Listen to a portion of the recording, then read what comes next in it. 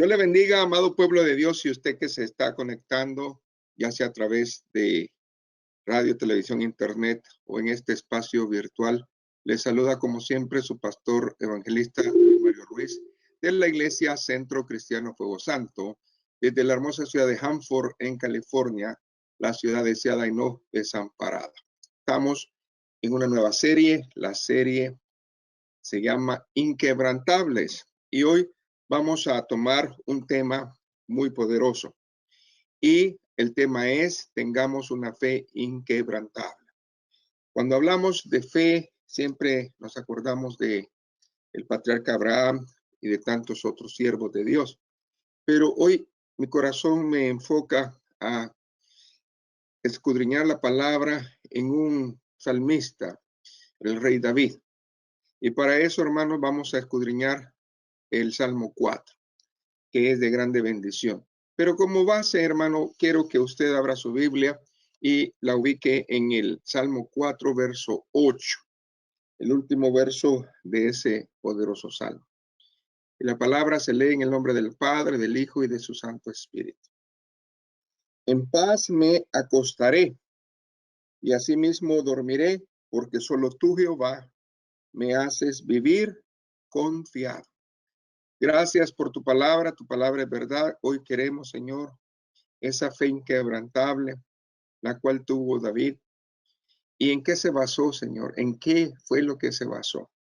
Tú nos haces, Señor Jesús, ver a través de tu palabra esas bendiciones que Él tomó para que esa fe fuese inquebrantable. Ahora, Señor, nosotros nos apropiamos de ese método que Él tenía para tu gloria, Señor. Muchas veces, Señor, hemos escudriñado esta palabra y no hemos aprendido, Señor, que ahí estaba ese método. Pero tú, Señor, a través de tu misericordia, has revelado a tu siervo esta palabra. La gloria, pues, sea para usted. Amén. Hermanos, entendamos que el libro de los Salmos está en el centro de la Biblia y que son 5 tomos representando a los primeros 5 libros de la ley o el Pentateuco. Nosotros vamos a hablar acerca del primer tomo, que es del Salmo 1 hasta el Salmo 41, y entre esos salmos está el Salmo 4. ¿Y por qué es importante? Porque este salmo se ha considerado por muchos la seguridad de los fieles, porque habla acerca de un contenido muy profundo y puro en cuanto a la confianza en Dios.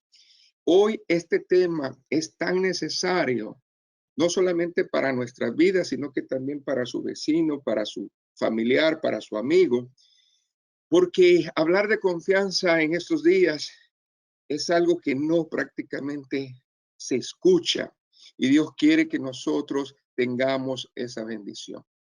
Pero hablar del Salmo 4, el verso 8 específicamente, no lo podemos enriquecer si no leemos su contexto. Y yo creo que vale la pena hoy que nosotros nos introduzcamos a estos 8 versículos, y de ahí vamos a sacar 4 principios de gloria, en los cuales creo yo que el Señor le dio a David para fundar esa fe inquebrantable.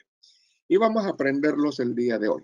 Sé de que vaya a su Biblia y comencemos con el verso número 1. Ahí la palabra lo está diciendo.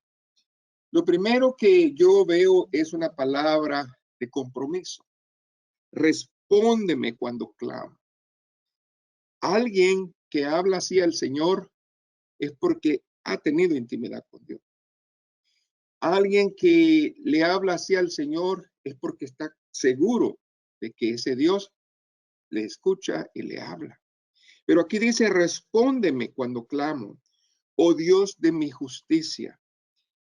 David entendió y conoció la justicia de Dios, porque él le dio a escoger si quería la justicia de él o la justicia de los hombres.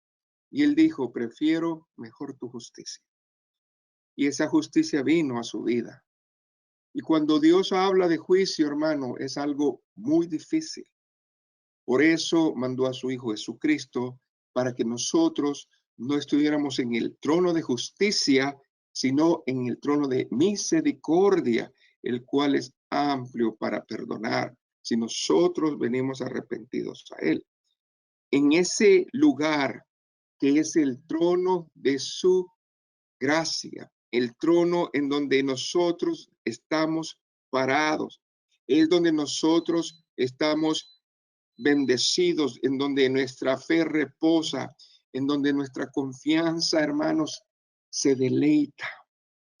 Es donde David también conoció a ese Dios de justicia.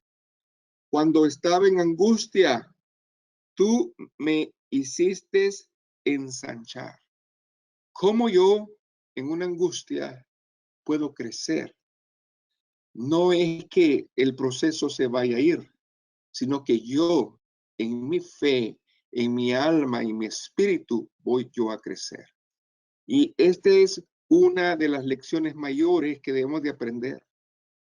Aprender a ensancharnos en este momento de angustia. Cuando el Señor nos habla en su palabra que ensanchemos nuestras estacas de nuestra casa, muchas veces lo tomamos de una manera material, pero en la angustia, en el proceso, Dios quiere que crezcamos.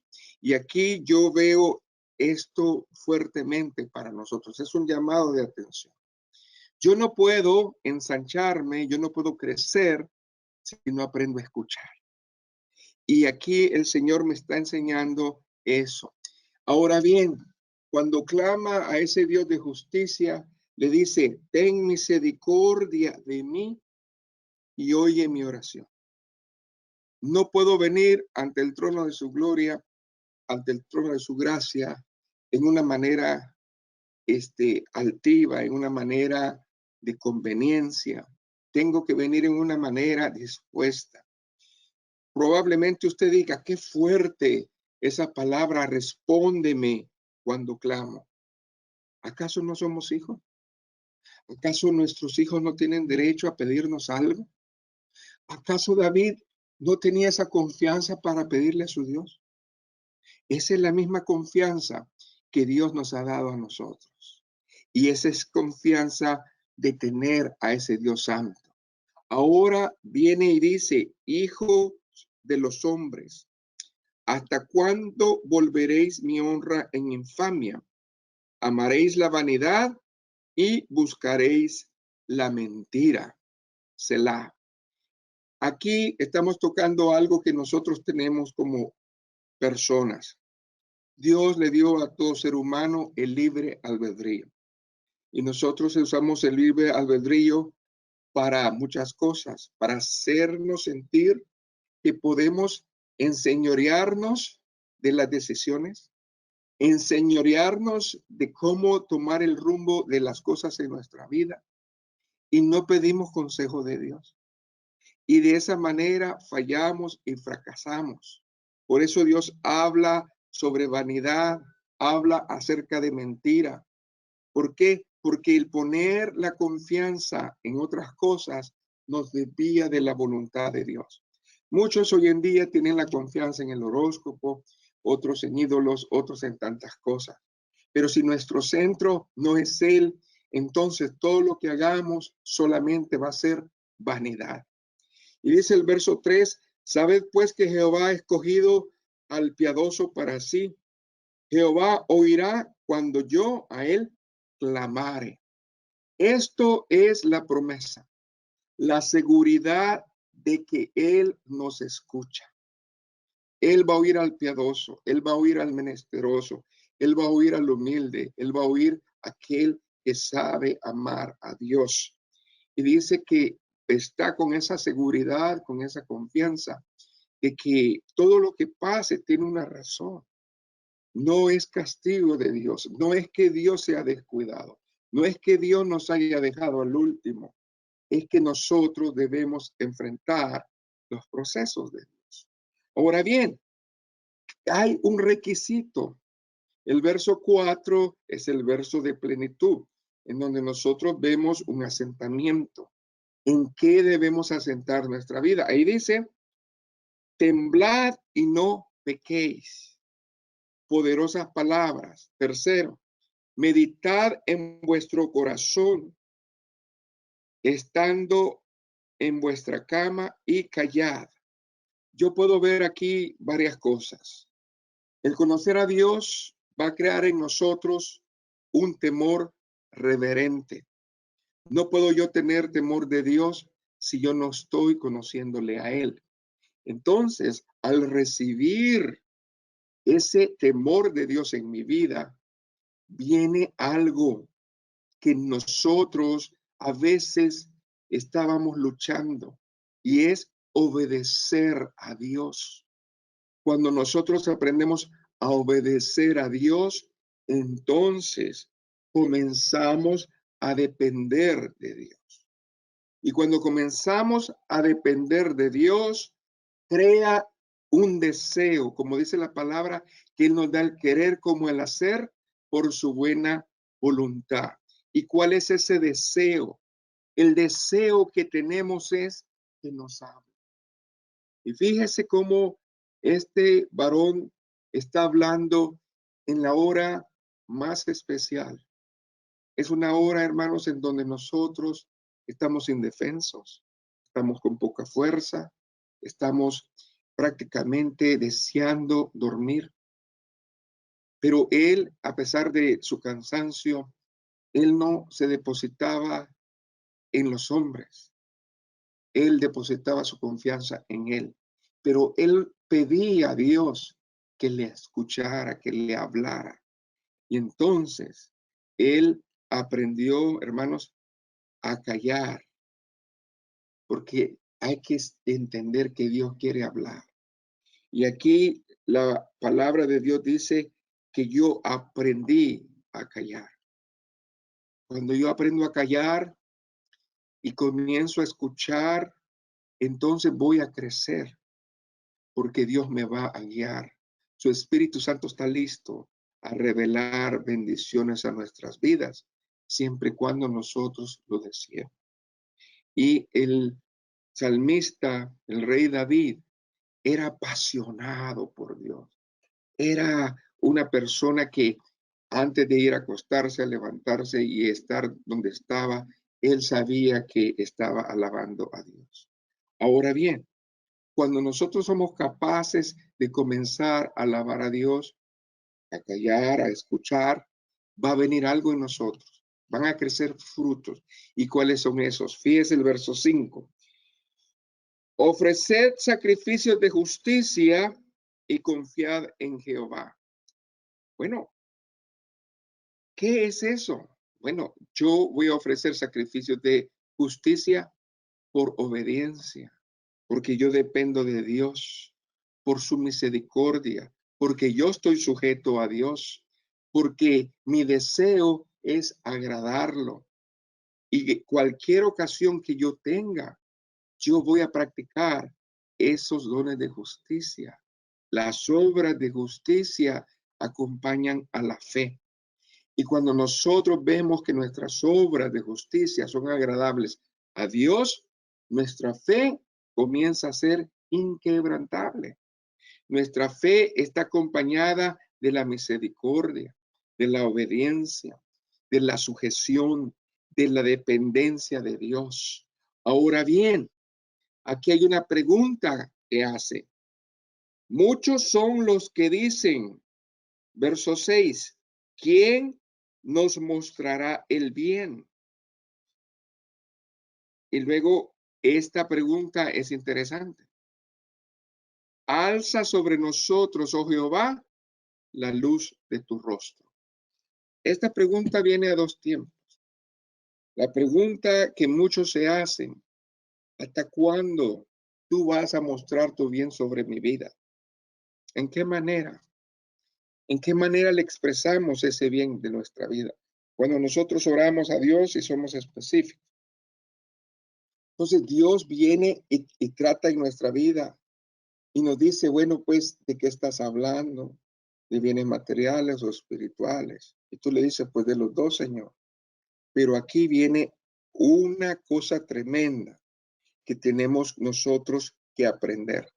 que en medio de esa angustia, en medio de esa preocupación, en medio de todo eso, Dios se quiere glorificar y darnos un don poderoso.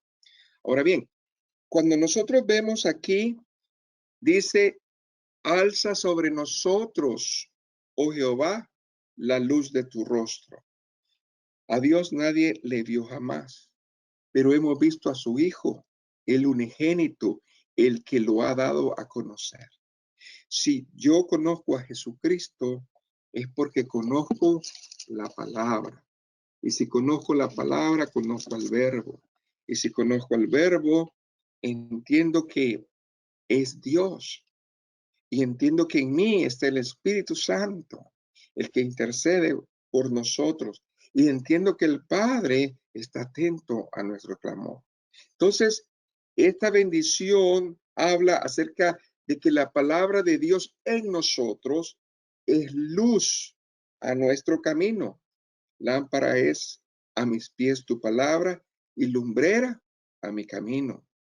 Quiere decir que yo voy a adquirir, si quiero ver el rostro de Dios reflejado, que está aquí en su palabra, voy a adquirir primeramente entendimiento.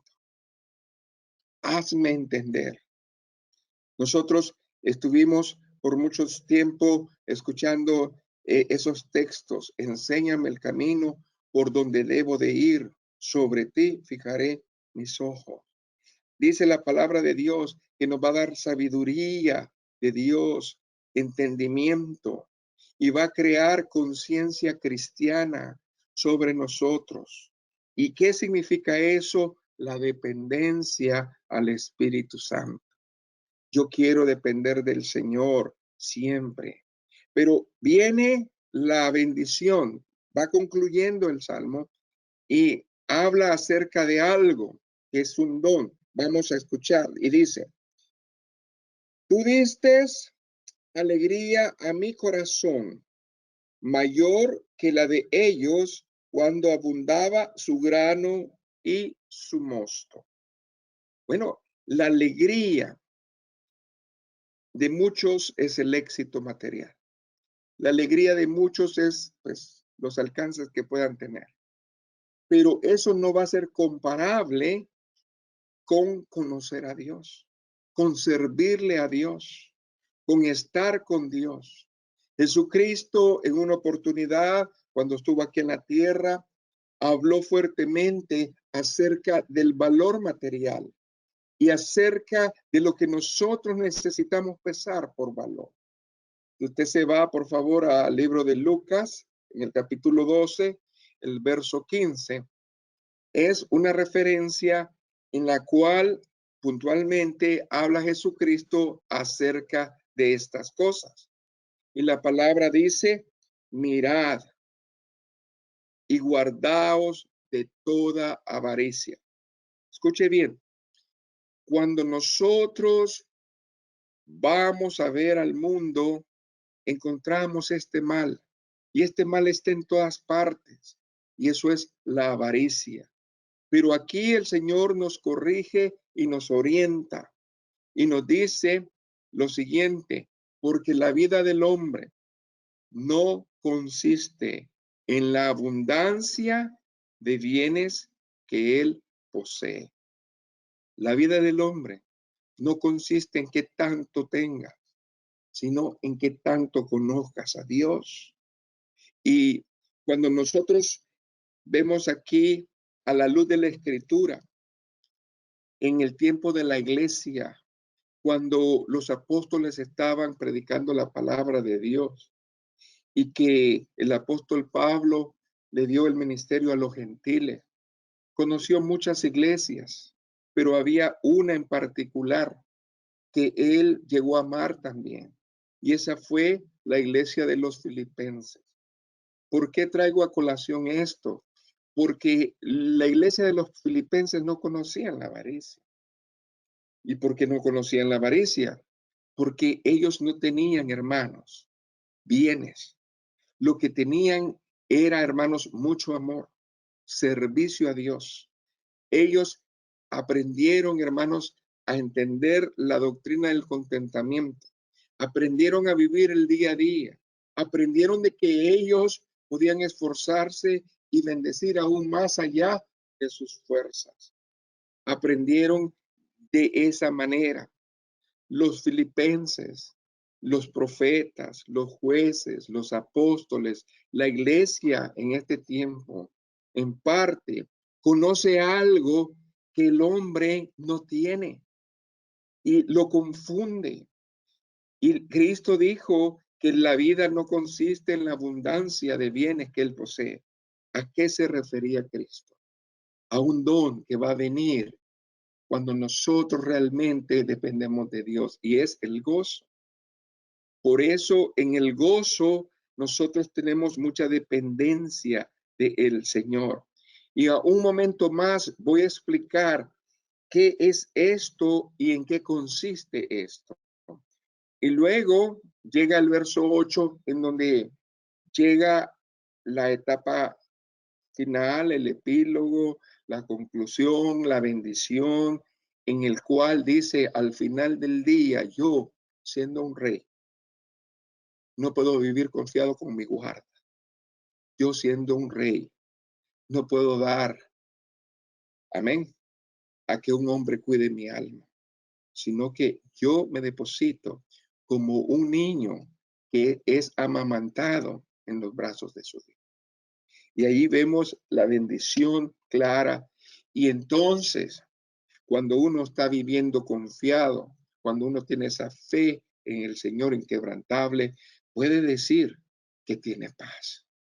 En paz me acostaré y asimismo dormiré, porque solo tú, Jehová, me haces vivir confiado. Ahí está la palabra preciosa. Ahora bien, la confianza absoluta en Dios es sinónimo de la paz. Yo no puedo tener fe inquebrantable si yo no tengo paz. La paz es fruto, hermanos, de la fe. Y así como David, él se sentía, hermanos, como ese bebé cuando lo amamantaban. Se dejó querer, se dejó guiar, se dejó cuidar por Dios. ¿Por qué no imitamos eso en nosotros? Ahora bien, nosotros sabemos que los salmos están llenos de grandes enseñanzas. Y una de esas enseñanzas es la que estamos viendo hoy. En esta ocasión deseo tratar el tema de la confianza, la fe inquebrantable. ¿Por qué? Porque esa fe es la que va a producir la verdadera paz. Y cuando nosotros tenemos esa verdadera paz, la encontramos porque vemos personajes que la cultivaron y la crecieron. Y yo veo aquí en la palabra de Dios 4 áreas de competencia cristiana, en la cual creo y pienso que David se apoyó para ser ese rey y ese siervo de Dios, que una vez fue llamado amigo de Dios. ¿Y cuáles son esas 4 áreas? Si está usted oyendo y tiene la oportunidad de apuntar, apúntelas. La primera área es, hermanos, en cuanto al trasfondo de la confianza de Dios. ¿Qué significa el trasfondo de la confianza de Dios? Su conocimiento. ¿Qué tanto conocía a su Dios? Lo primero, hermano, para tener una fe inquebrantable como David, él tuvo que tener un trasfondo, o sea, tuvo que venir desde su infancia a recordar y a recorrer qué es lo que Dios le enseñó. En segundo lugar, él se apoyó en la seguridad en la oración. Eso significa confianza. Después de que tener yo conocimiento de Dios, yo agarro confianza. Pero yo, ¿cómo voy a agarrar confianza? A través de comunicarme con Dios. Entonces, la oración estuvo presente en la vida de David. Tercer lugar, aprendió a tener el don que hoy estamos hablando, el gozo del Señor, que es producto de la bendición de la fe. Y eso lo podemos resumir en el regocijo. El regocijo a pesar es que Milca, su mujer, lo quería avergonzar y humillar, y le dijo de que todo lo que hizo, que cuando danzó, se desnudó, se hizo el ridículo y que no agradó a nadie. Él le dijo, no me importa si yo no he agradado a nadie, pero si he agradado a Dios, yo me voy a hacer más vil, todavía aún más me voy a bajar para alabar al Señor. Y la cuarta etapa es donde viene el verso 8, donde nos habla de la paz, de Dios que sobrepasa todo entendimiento. Y cuando hablamos de la paz, hay una palabra que debemos de saber, es la calma. Conocer el mover del Espíritu Santo que entra en un cíbalo apacible de bendición. Entonces, creo yo que ahí se refleja en parte, pues, lo que nosotros llamamos la fe inquebrantable. Esta fe que David tuvo. Así de que le invito, pues, a que recorramos prontamente estos 4 áreas de competencia cristiana y que nos deleitemos en él. En primer lugar, vamos a hablar del trasfondo de que es en la confianza de Dios. Y yo puedo decir que la única manera de que yo tenga un trasfondo, o cuando le pregunto a alguien, coméntame o dime cuál es tu vida en Cristo, lo que está refiriéndose es cuál es tu conocimiento de Dios. Y yo podría citar a muchos personajes en cuanto a la fe que resaltan acerca de la confianza de Dios, como lo fue Abraham, Moisés, Josué, los patriarcas, Israel, los profetas, la iglesia, etc. Pero hoy deseo tratar esa perspectiva que tuvo el rey David, que era un adorador, era un humano, era un rey, pero también era un siervo de Dios. Y a través de él yo puedo ver estas 4 áreas que le hicieron tener esa fe inquebrantable.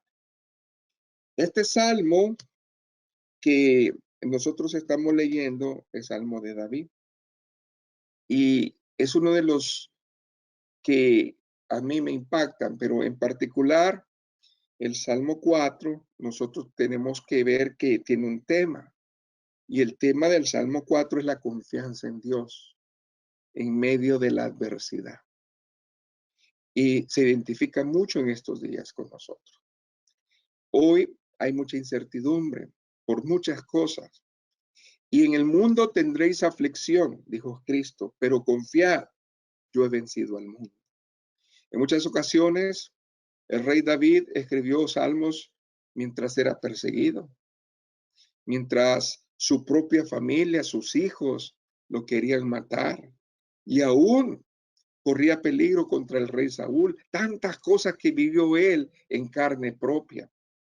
Y cuando él estaba en esos momentos de angustia, parece ser que su conocimiento en Dios crecía más.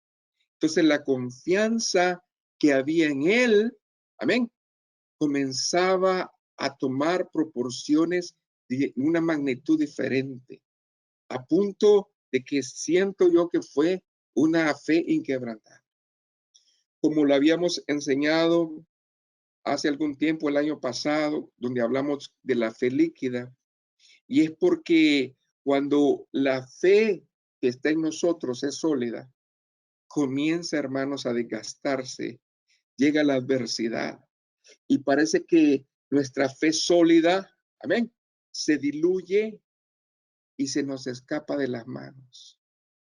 Esa fe se vuelve líquida y nosotros decimos tener fe, pero como que no alcanza, pero Dios es el único que nos ha dado las fuerzas, hermano, para seguir adelante, para seguir confiando en Él. No es fácil estar entre la vida y la muerte. No es fácil estar en situaciones difíciles. Parece ser que esa fe se diluye, pero en el nombre del Señor, bajo las experiencias que tenemos con Él, hacen que nosotros tengamos que voltear a ver a las sendas antiguas y decir, Señor, si tú ya lo hiciste, Señor, si tú me salvaste, Señor, si tú me sanaste, Señor, si tú me contestaste, yo no puedo decir que no. Sabemos que en la oración, hermanos, amén, es el paso número 2, es el pulmón de cada cristiano. Sin la oración, nosotros no podemos vivir. Un cristiano necesita orar para poder vivir. Entonces, en segundo lugar, la seguridad en la oración es, hermanos, completamente la verdadera manera de medir la confianza en Dios. ¿Cómo yo sé que estoy cerca de Dios? ¿Cuánto oras? ¿Cuánto te metes con Dios? ¿Cuánto meditas la palabra? ¿Cuánto estás pendiente de las cosas del Señor? Entonces, debemos de medirnos en nuestra confianza del Señor.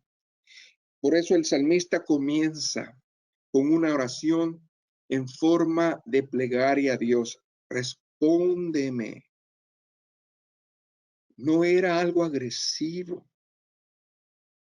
era algo que él sabía quién era su Dios y que él estaba de acuerdo con Dios y que él lo podía hacer. Entonces, nosotros tenemos que actuar como David cuando nos encontramos en situaciones tan especiales. Debemos recordar que las oraciones son tan antiguas, hermanos, como la propia creación de Adán y Eva. ¿Okay? El ser humano necesita tener comunión con Dios y es por medio de la oración que esa comunión comienza. Yo no sé cómo orar, yo no sé cómo hablar con Dios, simplemente comienza a hablar. Habla, abre tu corazón. Las palabras que van a salir son lo que tienes en tu corazón. Y Dios va a ir dándote el conocimiento para que tú vayas creciendo en esa bendición.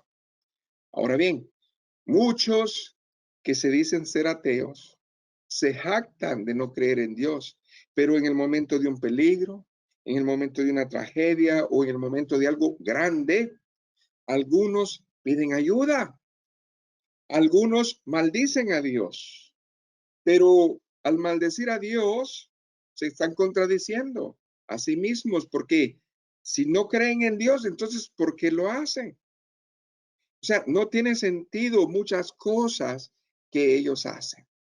Yo les quiero compartir parte de la escritura a través de Cristo también. Jesucristo dijo que era mejor orar que desmayar, que era mejor orar que desmayarnos. Y váyase conmigo, no vaya a perder la cita original, al libro de Lucas, ahí en el capítulo 18.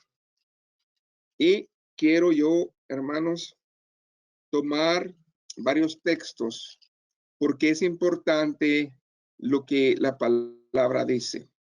Los primeros 8 versículos. Lucas 18, del 1 al 8. Esta es una parábola muy común, muy conocida, pero muy eficiente y eficaz para que nosotros la tengamos presente. Y dice la palabra Lucas 18, 1 al 8. También le refirió Jesús una parábola sobre la necesidad de orar siempre y no desmayar. Bueno, la mejor manera o el mejor ejemplo que yo entiendo de que se tiene que orar es a través de esta parábola. Diciendo, había en una ciudad un juez que ni temía a Dios ni respetaba a hombre. Eso es el mundo natural de hoy. Había también en aquella ciudad una viuda, la cual venía a él diciendo, hazme justicia de mi adversario. Y él no quiso por algún tiempo, pero después de esto dijo dentro de sí, aunque ni temo a Dios, ni tengo respeto a hombre, sin embargo, porque esta viuda me molesta, le haré justicia. No sea que viniendo de continuo me agote la paciencia. Estamos nosotros en Inquebrantable, el mes de Inquebrantable, y nosotros recorrimos el proceso del diamante. Entonces, Esta parte sería de la constancia, sería la intimidad. ¿Qué tanta intimidad estamos teniendo con Dios? ¿A qué profundidad queremos meternos con Dios? Daniel insistió en orar por 21 días. Él no desistió, él oró, él ayunó, él oró, él ayunó, hasta que la respuesta llegó. Entonces, aquí tenemos el mismo principio que Jesucristo está hablando. Y dijo, verso 6, el Señor, oí lo que dijo el juez injusto. ¿Y acaso Dios no hará justicia a sus escogidos que claman a Él día y noche? Pregúntese usted. ¿Usted clama a Dios día y noche? Aquí dice, si en esta parábola un hombre impío hizo justicia, cuanto más Dios. Por eso es importante, ¿se acuerdan de la palabra en Eclesiastés? Siembra en el día y vuelve a sembrar en la tarde, porque no sabéis cuál siembra vas a agarrar, si la primera o la segunda o las dos. Entonces, Dios desea que nosotros estemos en esta bendición. Ahora, verso 8, os digo que pronto les hará justicia, pero aquí viene la pregunta, pero cuando venga el Hijo del Hombre, ¿qué es lo que quiere? ¿Hallará fe en la tierra? ¿Qué es lo que tenía David? David tenía una fe inquebrantable. Estamos viendo dos pasos en los cuales él estaba buscando esa bendición de Dios. Primero, el conocimiento de Dios. Todas las vivencias que tuvo con Dios. Segundo, la intimidad que tuvo con Dios. Ahora, esto es para nosotros. Esta oración, esta parábola es para nosotros.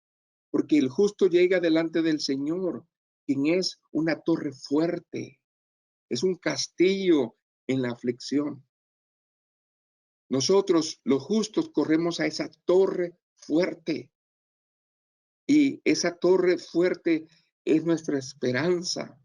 El Señor es el lugar de refugio en toda aflicción y dificultad, también tanto en la escasez como en la abundancia. Pero para cerrar el punto número 2, necesitamos que entendamos qué es esa oración.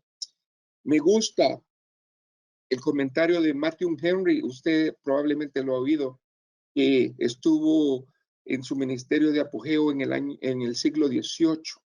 Pero hay una palabra poderosa que dijo, y este varón dijo, el que Dios se digne en escuchar nuestras oraciones y nos responda, no se debe a nuestro esfuerzo o a nuestros méritos, sino solamente a su gracia y misericordia. Dios lo ha escrito, Dios lo ha prometido y Dios lo va a hacer. Amén. Dios ha jurado a sí mismo que lo va a hacer.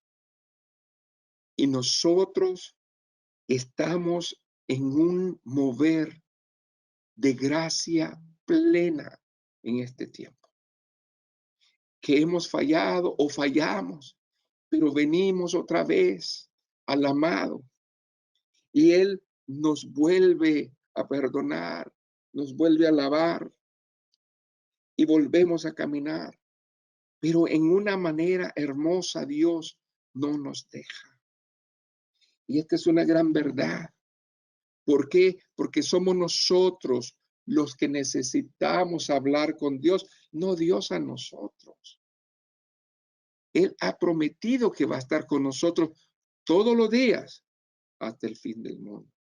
Entonces, las buenas nuevas de salvación, nos interesa oírlas nosotros. Necesitamos nosotros de Dios. Necesitamos nosotros del tiempo de Dios. Dios contesta toda oración a su tiempo y no cuando nosotros querramos. Hemos aprendido que en la oración hay 3 respuestas: sí, no y espérate. Si usted no oye ninguna respuesta, porque unos dicen que son 4 respuestas, cuando no pasa nada, no significa que Dios ha dicho no. Cuando estás esperando, no significa que Dios ha dicho no.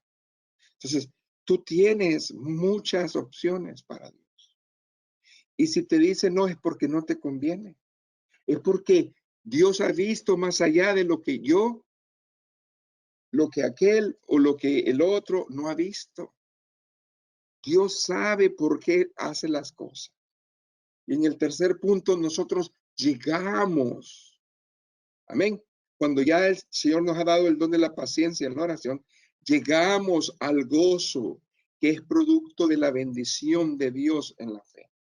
Y nosotros lo llamamos como el regocijo. El gozo del Señor es el producto de la bendición de Dios. Y hoy quiero escudriñar otra vez el Salmo 4, pero quiero que se vaya conmigo y estudiemos bien a fondo el verso 7. Dice el verso 7, tú diste alegría a mi corazón mayor que la de ellos cuando abundaba su grano y su mosto. Otra versión dice, tú has hecho que mi corazón rebose de alegría, alegría mayor que los que disfrutan del trigo y del vino en abundancia. Ahora bien, hay 3 verdades aquí en cuanto al trigo y al vino, que nosotros tenemos que verlos a través de la bendición contextual en el tiempo, en la cultura, en el lugar y en las personas. ¿Qué es lo que la palabra nos revela? La primera, cuando se está hablando acerca del trigo, ellos lo están hablando literalmente como comida y simboliza la comida o el trigo, ¿qué? Abundancia. Abundancia de comida, que es lo más importante para todo ser humano. Entonces, cuando había trigo en el pueblo, había alegría, porque había abundancia y no escasez. Ahora bien, la segunda cosa es el vino. En aquellos tiempos también era señal de abundancia. Donde había trigo, había vino, porque había abundancia y el pueblo se regocijaba. Pero nosotros vemos que hoy en día hay otra postura y la postura es esta, que la alegría ahora ya no es el trigo ni el vino, sino que es el mundo. El mundo es el mayor atraso que tiene el hombre, ¿verdad? Porque hay enemigos del cristiano. Y uno de los enemigos del cristiano es el mundo. Otro es Satanás. Amén. Son varios los enemigos que nosotros tenemos que enfrentar. Pero parte de ellos es el mundo. Y el mundo lo consideran, ¿verdad? Alegría. Todo lo que produce el mundo te va a dar alegría. Aquellas cosas simplemente no entienden que son pasajeras o que van a llevarte al desenfreno. ¿Ok? Y como en el caso del vino, la cerveza y todo tipo de licor, drogas y todo eso, te van a dar una alegría pasajera, pero nunca el gozo de Dios. Y la cuarta, que es, hermanos, lo que nosotros espiritualmente pesamos, que es el trigo, amén, y el vino, que Dios lo representa con el pan y su sangre. Y ya lo vimos, la vez pasada hablamos de que hay 2 simbolismos fuertes en cuanto a eso, que Dios primeramente nos hace discernir su cuerpo, amén, y su sangre. Y segundo, nos enseña que no solamente de pan vivirá el hombre, sino que de toda palabra que sale de la boca de Dios. Y que el vino es un tipo del gozo, que es el regocijo de tener a Dios en nosotros, que es el Espíritu Santo. Así de que yo veo aquí que el salmista ha encontrado pues el verdadero significado de la alegría. Y eso es, hermanos, algo grande, porque él experimentó todos los lujos, pero al final del día él supo y se entristeció. Y cuando vio el arca del pacto que estaba en tiendas, dijo, no es correcto, no es justo que la arca del pacto esté afuera en una tienda y yo esté viviendo en un palacio. Le voy a hacer lugar. Pero cuando la palabra viene y nos discierne, dice que la presencia de Dios no cabe en templo humano, porque la gloria de Dios es grande. Dios no quería posar en un lugar. Dios quería posar en nosotros, que somos templo y morada del Espíritu Santo. Ahí es donde Dios quiere morar. Ahí es donde nosotros vamos a encontrar ese don que da el Espíritu Santo, que es el gozo. ¿Y cuál es el gozo? La salvación. Por eso, la fe inquebrantable viene de conocer a Jesucristo, al amado, de conocer a Dios en la intimidad a través de su oración. Nos va a llegar esa fe inquebrantable que nos va a traer el gozo, la alegría. Ahora bien, esa alegría que no es temporal, sino que es duradera y es para siempre, se le conoce como el gozo del Señor. Y dice, el gozo del Señor, mi fortaleza es. Entonces yo, a través del gozo, puedo pasar muchas situaciones, tribulaciones, pero estoy confiado en el Señor. Pablo, cuando estuvo haciendo la carta, hermanos, a los filipenses, reconoció ese don del gozo en ellos, porque se reflejaba en ellos a través de su condición. Eran tan parecidas y difíciles las situaciones en que ellos vivieron. Y vale la pena recordar, hermanos, el contexto. Fíjense que estamos en Salmo 4, pero ¿qué cree? No es casualidad. Para que a usted se le recuerde más fácil, váyase a Filipenses 4. Salmos 4, Filipenses 4. Y vale la pena retomar este pasaje de la Escritura en cuanto al libro de los Filipenses. Y yo lo quiero retomar rapidito porque el tiempo apremia, pero vale la pena. Y yo quiero que lo veamos en todo su contexto. Aunque el texto clave, hermanos, que estoy buscando está en Filipenses 4:4, que dice, regocijaos en el Señor siempre, otra vez digo regocijado. Yo quiero que usted también, no me pierda la escritura original, se goce. ¿Por qué? Porque vale la pena ver el esfuerzo que ellos hicieron y que se gozaron en ellos. Y dice la palabra del Señor. Así que hermanos míos, amados, deseados, gozo y corona mía, estad así firmes en el Señor. Ruego a Evodia y a Sintique que sean de un mismo sentir en el Señor. Si no estamos de acuerdo, no va a haber gozo, no fluye el gozo, no fluye la paz, no fluye la calma. Y les exhorta a estas diaconisas a que trabajen juntas, a que trabajen, a que hombro a hombro, hermanos. Dios tiene bendición para todos. Dios tiene bendición para todos, hermanos. En el, en el trabajo del Señor hay mucho que hacer. Asimismo, ruego también a ti, compañero fiel, que ayudes a estas que combatieron juntamente conmigo en el Evangelio, con Clemente también a los demás colaboradores míos, cuyos nombres están en el libro de la vida. Oh Señor, qué hermoso es cuando Cristo les dijo, en tu nombre echamos fuera demonios, y en tu nombre expulsamos demonios, hicimos milagros. No te regocijes porque hiciste milagros o sacaste demonios, sino porque tu nombre está escrito en el libro de la vida. ¿Cómo se sentía el apóstol?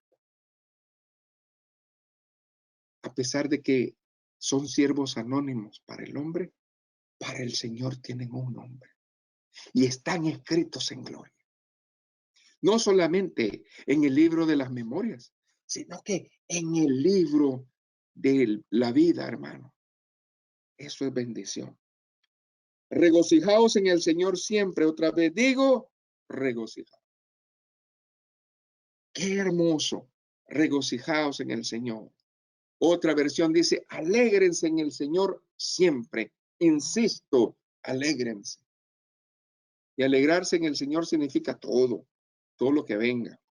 Luego dice, vuestra gentileza sea conocida de todos los hombres, el Señor está cerca. Usted debe repetir conmigo eso, el Señor está cerca. No veamos que el Señor no va a venir, el Señor está cerca. Y dice acá, por nada estéis afanosos si no sean conocidas vuestras peticiones delante de Dios en toda oración y ruego con acción de gracias. El gozo trae la gracia, ¿verdad? El ser agradecidos y viene la bendición y la paz de Dios. Es la promesa. Los últimos días de David, él no estaba triste. Él entendió que Dios no quería que el templo se hiciera en su tiempo. Pero él no renegó. Él no se aferró. Él dijo, yo voy a colaborar para que eso pase. Y él dio de su propia riqueza. Él preparó, él diseñó, él coordinó para que eso se diera. Y el rey David tuvo ese gozo, porque el Señor en sus días le dio la paz. Y dice aquí, la paz que sobrepasa todo entendimiento guardará vuestros corazones y vuestros pensamientos en Cristo Jesús. Verso 8. Por lo demás, hermanos, todo lo que es verdadero, lo honesto, lo justo, lo puro, lo amable, lo que es de buen nombre, si hay virtud alguna, si hay algo digno de alabanza, en esto pensar. Yo me quiero enfocar en estas 4 áreas que construyó la fe de David. Y entonces Dios me trae a esta bendición de Filipenses para que yo crezca. Y dice, lo que aprendisteis y recibisteis y oísteis y visteis en mí, esto haced. Dios está repitiéndolo en Filipenses a través de Pablo y Salmo 4 nos está diciendo la manera de cómo hacerlo, como lo hizo David. Lo que aprendisteis, recibisteis, oísteis y visteis de mí, esto haced. Y la paz de Dios estará con vosotros. Aleluya. Dios nos está hablando. Hay una manera de hacer las bendiciones de Dios. Amén. Entonces, yo le creo al Señor que Dios nos habla. Amén. ¿Por qué? Porque dice aquí la palabra, verso 10, en gran manera me gocé en el Señor de que al fin habéis revivido vuestro cuidado de mí, de lo cual también estabais solícitos, pero os faltaba la oportunidad. No lo digo porque tenga escasez, pues he aprendido a contentarme cualquiera sea mi situación. Sé vivir humildemente y sé tener abundancia de todo y por todo estoy enseñado. Así para estar saciado como para tener hambre, así para tener abundancia como para padecer necesidad. Todo lo puedo en Cristo que me fortalece. Sin embargo, bien hicisteis en participar conmigo en mi tribulación, y sabéis vosotros, oh filipenses, que al principio de la predicación del evangelio, cuando partí de Macedonia, ninguna iglesia participó conmigo en razón de dar y recibir, sino vosotros solos. Pues a Tesalónica me enviasteis una y otra vez, y para mis necesidades. No es que busque dádivas, sino que busco fruto que abunde en vuestra cuenta. Pero todo lo que he recibido y tengo abundancia, estoy lleno. Habiendo recibido de Epafrodito lo que enviaste, olor fragante, sacrificio acepto, agradable a Jehová. Y la bendición pastoral, apostólica, entra. Mi Dios, pues. Esta es una bendición que desató el apóstol. ¿Y en dónde la desató? En la cárcel. Acuérdense, Pablo estaba preso en Roma. Pero la palabra no está atada, hermano. La palabra es libre. Y hoy usted, si tiene el gozo de los filipenses, si usted tiene la gracia de ellos, entonces esta bendición, levante la mano, recíbala. Mi Dios, pues, suplirá todo lo que os falta conforme a sus riquezas en gloria en Cristo Jesús. Aleluya. Qué poderosa palabra la que Dios desata a aquel que le busca. Hay que recalcar la condición del apóstol Pablo. Acuérdese, estaba haciendo esta epístola de los filipenses en Roma, esperando la audiencia del emperador después de haber apelado al César. Ahora bien, Dios le dice, Filipenses 4:4, regocijaos en el Señor. Siempre otra vez digo, regocijaos. Aleluya. Y esa misma alegría es la que siente ¿quién? David, cuando dice que ni el trigo, ni el mosto, ni el vino me alegran tanto como la bendición de tenerte a ti, Señor. Por eso él llegó a la conclusión en el punto número 4, que la paz que sobrepasa todo entendimiento va a darle calma. Ahora sí, regrésese a Salmo 4, verso 8. En paz me acostaré y asimismo dormiré, porque solo tú, Jehová, me hace vivir confiado. En paz me acuesto, dice otra versión, y me duermo, porque solo tú, Señor, me hace vivir confiado. El salmista, en medio de su aflicción día a día, pudo dormir en paz, porque su vida estaba segura en las manos de su Señor.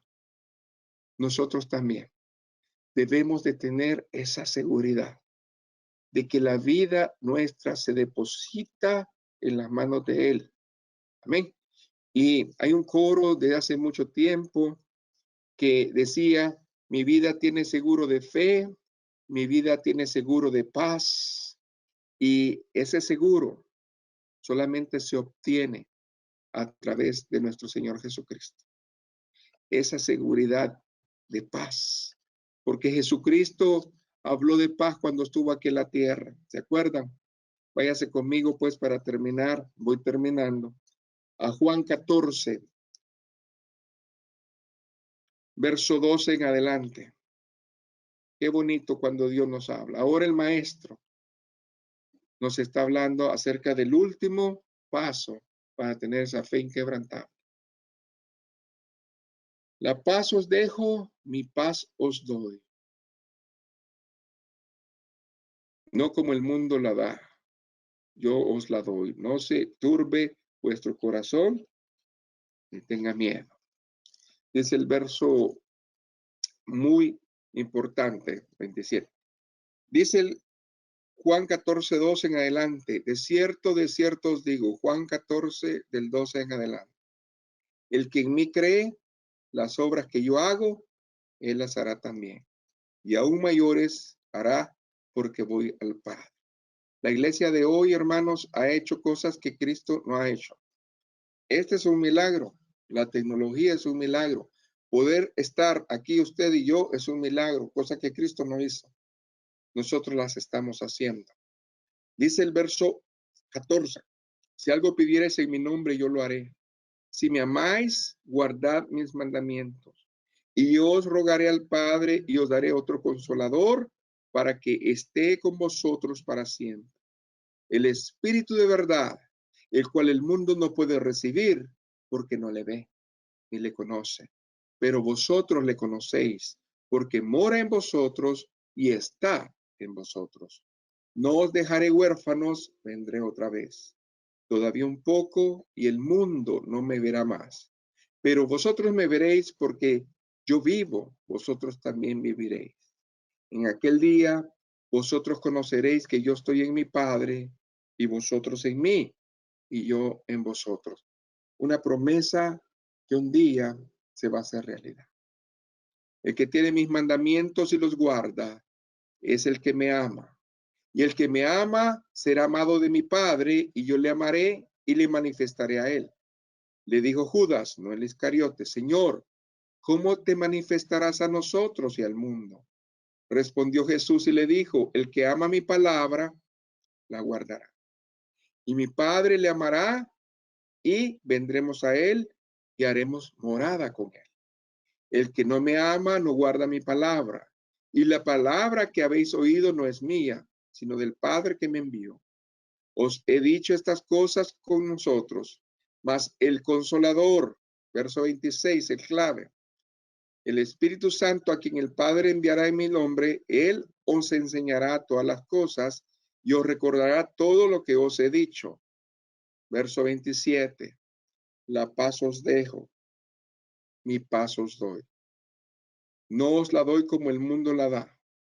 No se turbe vuestro corazón ni tenga miedo. La paz de Dios, hermanos, no se puede entender. Simplemente se recibe. Y en consecuencia, hermanos, nosotros somos justificados en medio de esa bendición.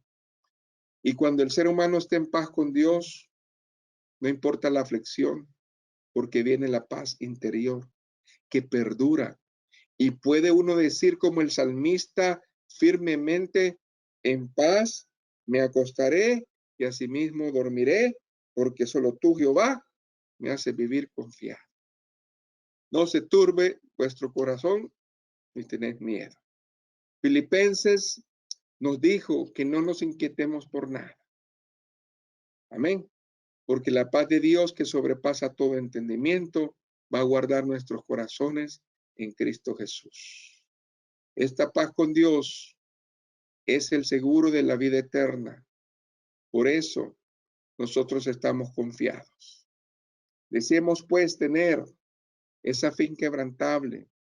David no comenzó su fe en grande.